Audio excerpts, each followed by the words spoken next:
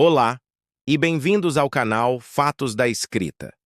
Hoje, vamos mergulhar em uma das narrativas mais ricas e impactantes da história da humanidade, a Semana Santa.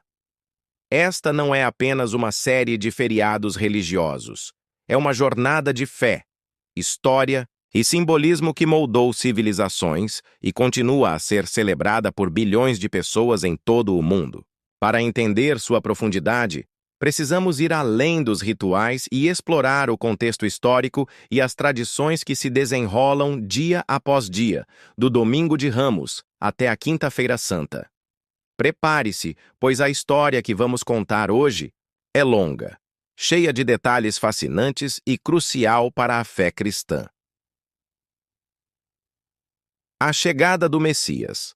O Domingo de Ramos. A Semana Santa começa com o Domingo de Ramos, um evento que, à primeira vista, pode parecer uma simples celebração, mas que, na verdade, é um ato de profundo simbolismo e cumprimento de profecia. A narrativa bíblica, encontrada nos 4 evangelhos, Mateus 21, 1, 11, Marcos 11, 1, 11, Lucas 19, 28, 44, João 12, 12, 19, nos transporta para Jerusalém, uma cidade fervilhando com peregrinos que vieram para a celebração da Páscoa. O contexto histórico. Uma cidade sob tensão, Jerusalém, no século I d.C., era um caldeirão de tensões. O Império Romano, sob o domínio de Pôncio Pilatos, controlava a região com mão de ferro. O povo judeu, cansado da opressão e da pesada tributação, sonhava com a chegada do Messias, que, segundo a interpretação popular, seria um líder militar e político que os libertaria do domínio estrangeiro. As expectativas messiânicas eram altíssimas e muitos buscavam um rei que pudesse restaurar a glória de Israel. O cumprimento da profecia de Zacarias, Jesus, no entanto, subverte todas as expectativas.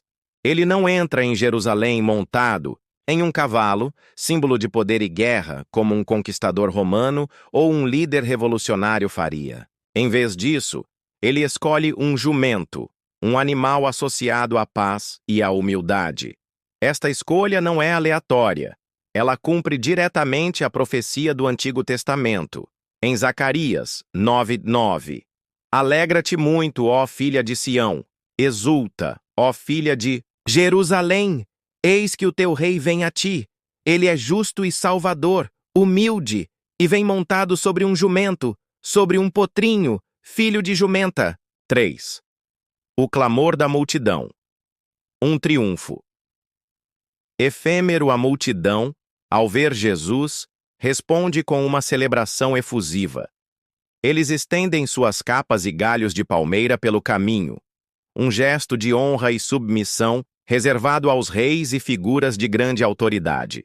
O clamor ecoa pelas ruas. Hosana ao filho de Davi. Bendito o que vem em nome do Senhor. Hosana nas alturas. Hosana, em hebraico, significa salva-nos, por favor. E era um grito de apelo e louvor. A multidão não estava apenas saudando, mas implorando por salvação. Filho de Davi é um título messiânico que a multidão usava para reconhecer Jesus como o herdeiro legítimo do trono do rei Davi, o Messias prometido que governaria para sempre. A entrada de Jesus é um triunfo, mas um triunfo efêmero e profundamente ambíguo. A mesma multidão que o aclamou como rei em um dia, influenciada pelos líderes religiosos, clamaria por sua crucificação poucos dias depois. Este contraste é fundamental para entender a jornada da Semana Santa. A alegria do Domingo de Ramos é um presságio da tristeza que se aproxima, um lembrete da natureza volúvel do poder e da fama. Conflito e confronto. A segunda-feira e a terça-feira, santa após a entrada triunfal, a atmosfera muda drasticamente. Os dias seguintes são marcados por ensinamentos, milagres e, principalmente, por um crescente confronto com as autoridades religiosas e políticas. A purificação do templo, Segunda-feira Santa. A purificação do templo é um dos eventos mais dramáticos e decisivos da Semana Santa. Ao entrar no Templo de Jerusalém, Jesus encontra o Pátio dos Gentios, onde os não-judeus podiam orar, transformado em um mercado. Comerciantes vendiam pombas e outros animais para sacrifícios, enquanto cambistas trocavam moedas romanas por dinheiro do templo, cobrando taxas exorbitantes. Este comércio, que deveria servir à fé, havia se tornado uma exploração financeira e uma barreira para a oração. Jesus, tomado por uma indignação santa, age de forma inusitada. Ele vira as mesas dos cambistas e as cadeiras dos vendedores de pombas, expulsando todos os que compravam e vendiam. Ele cita as Escrituras dizendo: "Minha casa será chamada casa de oração, mas vós a tendes transformado em covil de ladrões." Mateus 21:13. Este ato não foi apenas um acesso de raiva. Foi um protesto simbólico e direto. Protesto teológico. Jesus denuncia a profanação do templo, a casa de Deus, que deveria ser um lugar de adoração, não de comércio. Protesto social. Ele defende os pobres, que eram explorados pelos altos preços dos sacrifícios, e os gentios, que não tinham mais espaço para orar. Desafio à autoridade. Ao purificar o templo, Jesus desafia diretamente o poder e a autoridade dos sacerdotes e fariseus que permitiam e se beneficiavam desse sistema corrupto. Este evento selou o destino de Jesus.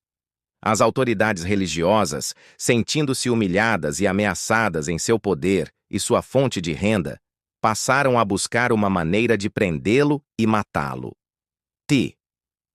A terça-feira das controvérsias. Os últimos ensinamentos. Públicos. A Terça-feira Santa é um dia de debates intensos. Jesus passa o dia no templo, ensinando e enfrentando uma série de armadilhas intelectuais e políticas armadas pelos sacerdotes, fariseus e saduceus. Eles o questionavam para que pudessem encontrar uma base para acusá-lo. A parábola dos 2 filhos e dos lavradores maus. Jesus usa parábolas para denunciar a hipocrisia dos líderes religiosos que rejeitaram os profetas de Deus, e agora, o próprio Messias. O debate sobre os impostos a César. Em uma das armadilhas mais famosas, eles perguntam se era lícito pagar impostos a Roma. Se Jesus dissesse sim, perderia o apoio popular. Se dissesse não, seria acusado de sedição. A resposta de Jesus, "Dai a César o que é de César e a Deus o que é de Deus", é uma obra-prima de sabedoria que subverte a armadilha, distinguindo as obrigações terrenas das espirituais. As advertências contra os fariseus. Jesus profere uma série de "ai de vós" aos fariseus, expondo sua hipocrisia, sua ganância e sua devoção a aparências em vez da verdadeira fé. O sermão profético no Monte das Oliveiras.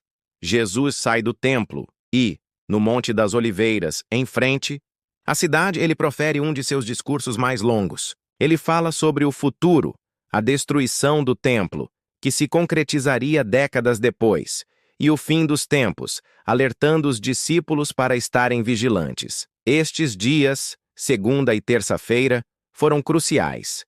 Eles mostram o porquê de sua crescente perseguição.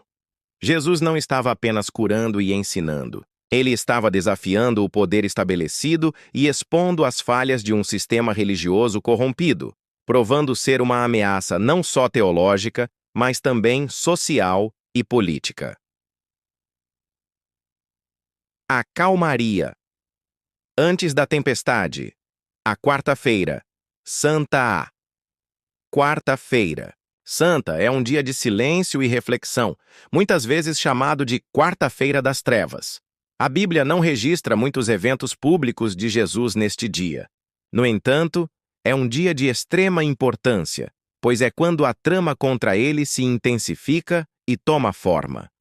O conluio dos líderes religiosos enquanto Jesus se recolhe com seus discípulos em Betânia, na casa de Lázaro, os sumos sacerdotes e os anciãos do povo se reúnem no palácio de Caifás, o sumo sacerdote.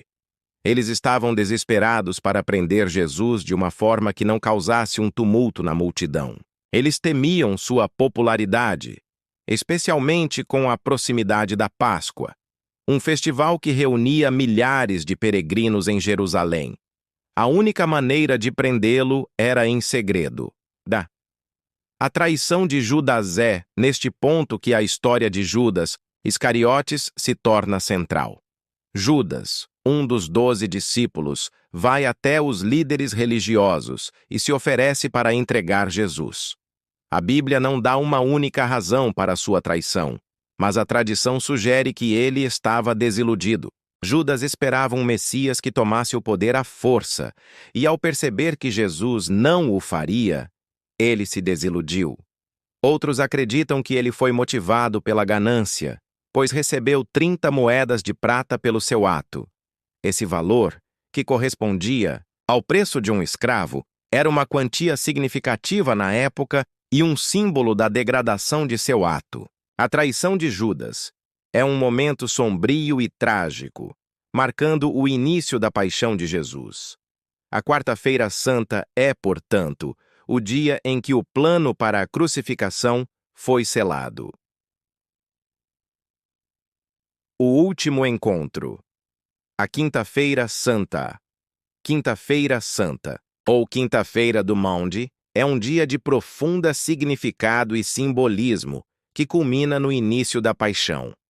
A narrativa se concentra em 3 eventos principais: a preparação da Páscoa, a última ceia e a agonia no Getsemane. A preparação da Páscoa. Jesus instrui seus discípulos Pedro e João a irem à cidade para preparar a ceia da Páscoa. Ele os orienta com detalhes precisos sobre onde encontrar a sala, mostrando seu conhecimento e controle mesmo diante dos eventos que se aproximavam. A Páscoa judaica celebra a libertação do povo de Israel da escravidão no Egito. Ao realizar a última ceia neste contexto, Jesus reinterpreta a festa, apontando para uma nova e maior libertação, a libertação do pecado e da morte. 2. A instituição da Eucaristia na última ceia. A última ceia é o último banquete de Jesus com seus discípulos. Durante a refeição, que era uma ceia de Páscoa, Jesus realizou atos que se tornariam a base de rituais cristãos por milênios. Lava pés. Jesus se levanta da mesa, pega uma toalha e uma bacia e começa a lavar os pés de seus discípulos. Este ato, que era trabalho de um servo, é uma lição poderosa de humildade e serviço. Jesus explica que eles devem fazer o mesmo. Eu vos dei o exemplo, para que, como eu vos fiz, façais vós também.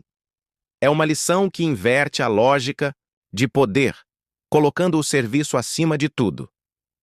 A instituição da Eucaristia. O pão e o vinho, símbolos centrais da Páscoa judaica, foram transformados por Jesus em símbolos de seu próprio corpo e sangue. Ele tomou o pão, o partiu e disse: Isto é o meu corpo, que é dado por vós. Fazei isto em memória de mim.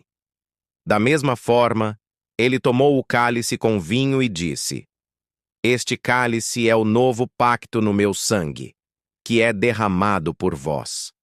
Este é o momento que marca o nascimento da Eucaristia, a Sagrada Comunhão, um dos sacramentos mais importantes do cristianismo. Jesus estava estabelecendo um novo pacto com a humanidade, um pacto baseado em seu sacrifício e não nos sacrifícios de animais do Antigo Testamento. Ele profetiza sua morte e, ao mesmo tempo, oferece um meio para que seus seguidores se lembrem e participem de seu sacrifício. A agonia no Getsemane e a traição final após a ceia, Jesus e seus discípulos vão para o jardim do Getsemane, no Monte das Oliveiras. É aqui que a dor e a angústia de Jesus atingem seu ápice. ele se afasta de seus discípulos para orar e pede a Pedro, Tiago e João que o acompanhem e vigiem. A oração de Jesus no Getsêmani é um dos momentos mais comoventes da Bíblia. Ele suplica a Deus: Pai, se queres, afasta de mim este cálice. Contudo, não se faça a minha vontade, mas a tua. O cálice aqui é uma metáfora para o sofrimento e a morte que ele estava prestes a enfrentar. Sua angústia foi tão grande que, segundo a narrativa de Lucas, seu suor se tornou como gotas de sangue, um fenômeno médico real chamado hematidrose, causado por estresse extremo. O momento de agonia de Jesus é interrompido pela chegada de Judas Iscariotes, que lidera uma multidão com espadas e varas. E Judas identifica Jesus com um beijo, o sinal pré-combinado da traição.